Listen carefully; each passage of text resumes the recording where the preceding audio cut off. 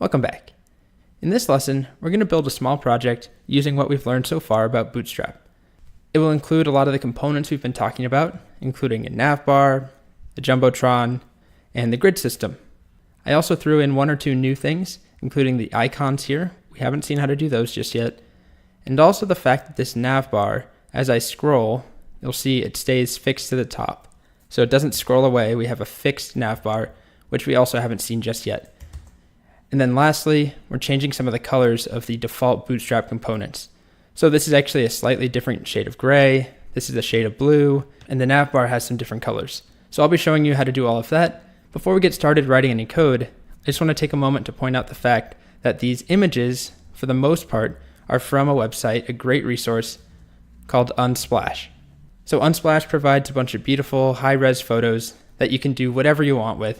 You can read their license here, but it's pretty much whatever you want. It's a Creative Commons license, blah, blah, blah. I'm sure you don't really care about that. But the photos are really awesome, and I'm using a lot of these, 8 of them, in fact, in our gallery. And that leaves one image, which is this one right here, that I actually took myself. I've been taking a photography class, and this is the first thing I've taken that looks half decent, I think, even though compared to these ones, it's not looking so hot. Anyway, if you want to use these exact same images, which is not important, this will work with any images at all, but if you want the exact same ones, I've included all of the links in this file, gallery.md, that I've uploaded along with this video. And I've also included the 2 colors that we're going to use, the dark blue and the light gray. Okay, so with all of that out of the way, let's now get started on the project. So I have an empty file, gallery.html. I'll add in my HTML skeleton here, and we'll just call this image gallery. And the first thing we need to do is include Bootstrap. And I'm just going to copy over the CDNs from an old project. So I'll do that right now. Here we go. I'm linking to the Bootstrap CDN. And while I'm here, I will also grab the Bootstrap CSS and jQuery CDNs that we did in the navbar lesson and put those at the bottom here so that when we add the navbar in, we don't have to go hunt for these files or for these script tags. So we'll save. And the first thing that we can do is add in our jumbotron. That's nice and easy. So we'll have a div, and that will be class equals jumbotron. And then inside the jumbotron, we'll start with an h1 that just says the image gallery. There we go. And we'll save. And let's make sure this works. So we'll open up this file. So we have Bootstrap included. We're seeing the font change. We're seeing this gray from the jumbotron.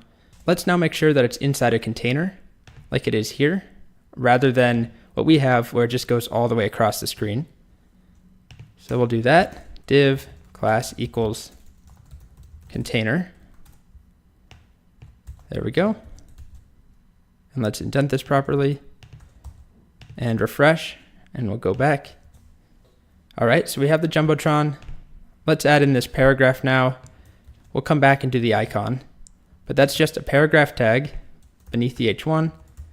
We'll save. Feel free to put whatever text you want there. And we're done with the jumbotron for now. So let's go back and let's now do the navbar. And I'm not going to type the navbar from scratch for 2 reasons. One is that it's quite a bit of code. It will take a long time in this video. But 2 is the fact that I almost never type a navbar from scratch. As I mentioned in the navbar video, most of the time my workflow is that I go to the Bootstrap site or to a previous site that I've made with a navbar, and I copy that and I dissect it and I get rid of the pieces that I don't want. I add some new pieces in. So that's what I'm going to do here. I already have a navbar that I did in the navbar.html application. It's right here. And I'm just going to copy that in, and then we'll tweak it a little bit. So let's copy it in, and I'll go back, and we'll just put this at the very top of the file, just like that. And let's see what we get. Refresh, and we have the navbar. It's close. We'll want to change the brand here. We also want to change the color eventually, and we want to make sure that it's fixed to the top, which it isn't right now, but we'll get there. Let's go back and just change the brand. So instead of coffee, I called mine images. You can call this whatever you want, of course. Make sure that it works. Okay. The next thing that I'll show you is a quick change we can make to alter the color, where up here instead of navbar default, we can do navbar inverse. It'll show you what that looks like. We get a dark navbar now where the colors have been inverted, where the text is light, and we get a dark background. It's still not the blue color that I'm going for over here, and the font is also not white, but we'll come back and fix that. This is close enough for now. Now we can focus on the actual image gallery, on that grid down here. And let's start by looking at how it behaves on the solution. So it starts with 3 images going across, and then as I resize, it goes down to 2, and then it goes down to 2, and then finally at the small size, it goes to 1, as you can see here, and we have 1 image going across. Let's begin by setting up the grid for this large size where we have 3 going across. Remember, we have 12 units total, so if we want 3 going across, we're going to designate each of them as 4 units. So let's set that up just below our Jumbotron. Still inside the container though, we'll just do div class equals row, and then inside of that, we'll have div class equals, and we want it to be 4 units, so we'll do column large dash 4 and hit enter. And we can start by just putting some text here, and then I'll duplicate that because we want 3 of those. And I won't worry about fixing the indentation yet because we're going to make a bigger change in just a moment. But let's refresh, and we get those 3 columns going across. So the next thing that we want to do is get some images going. And I'll start by just taking the URL of my Golden Gate Bridge photo, and we're going to add an image tag rather than text. So image source equals that, the Golden Gate Bridge URL, and I'll just paste that 3 times and save. And if we go back, we have a problem, which is that that image is huge. Even though we have those 3 columns, our image isn't staying inside of our column. It's not shrinking down, as you can see. What we'll do to fix this is add in a little bit more Bootstrap I haven't showed you yet to create this nice little border around it, and it's called a thumbnail. All we need to do is write a div with class equal to thumbnail, and then whatever image we put inside of it will be scaled down to fit inside the column. And it also gets this little border here, which I think looks pretty nice. So to do that, I'm actually going to get rid of what we have with those 2, just go back to 1 single image and add in a div class equals thumbnail, indent that properly, and we wrap that around the image and save. Now if we refresh, you'll see that we get a single image that takes up the appropriate amount of space inside that grid. This is the column, and it has a little border around it, and the image isn't gigantic, which is great. So let's make sure it works if we duplicate this.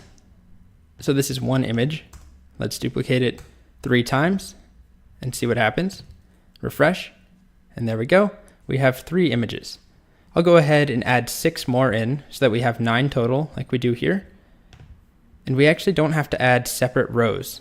We can just put them all in the same row. So I'll copy all 3 that we have so far 2 times and save. That will give us 9 images. And if I refresh, you'll see that they automatically wrap to the next line. So we only have to have 1 row and add in those columns, and it automatically knows if we want each image to take up 4 units, then that means 3 per row, and then we need 3 rows of images. I'll go back and change all these image URLs at the end of the video. I don't want to make you watch that. Very uninteresting, just copying and pasting. But let's focus on the rest of this grid. So right now, as soon as I hit medium, it goes to 1 image across, which is not what we want. What we're looking for is 2 images across at that medium breakpoint. And then after the medium breakpoint, which is there, we hit small, and we still want it to stay at 2. So to fix that, in ours, where it goes to 1 immediately at the large breakpoint or at the medium breakpoint, and then small and extra small stays at 1, we can go back in here and we'll change all of these. I'm going to select and hit Command D to select all instances of column large 4, and then I'll hit the left or right arrow to move the cursor, and now I can edit them all at once. And what I want to do, I could add in column medium 6 because we want 2 per row, and that will work. And if I go back and refresh, you'll see they stay at 3 per row, and then I hit the medium breakpoint and they go to 2, but then I hit small and it jumps to 1. And ours, when we hit small, the solution stays at 2. So to fix that, rather than doing column medium 6, we can do column small 6 and go back again, refresh this version, we hit medium, we go to 2, we hit small, we stay at 2, and then we go to extra small and we're at 1 image per row. Perfect. So that's all we have to do for the grid, and we're done with most of the functionality here. Very, very quick to get that up and running. What we want to focus on now are some of the colors and also the icons. I'll start by showing you how we add icons using Bootstrap. So on Get Bootstrap, if you go to Components, there are these glyph icons up top, and there's a bunch of them to pick from. And we'll find one that we want to use. And the one that I'm using, I'll just do a search for, I think it's camera. So there's this camera here, and I'm actually not using that camera. It's slightly different. The one that I'm using is a more retro camera, and I'll show you how to add that in. It's actually not part of Bootstrap. But let's start with the regular camera that comes with Bootstrap. So we write glyphicon and then glyphicon dash camera. And if you scroll further down, you can see where they explain how to use it. You create a span where class is equal to glyphicon and then glyphicon dash the name of the glyphicon. So let's copy this span in, and we'll start by doing it inside the H1.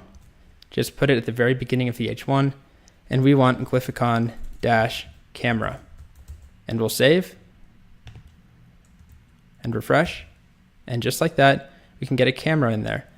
And if we want a space, we can either do it through padding, or we can just add a space right there, and we get a space.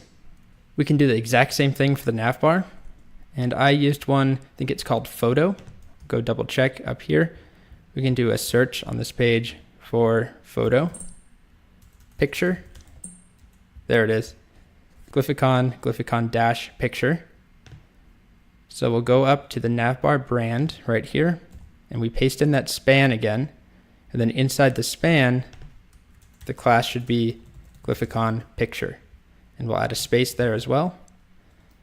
We go back to our site, refresh, and we now have the little picture there, and we also have the camera.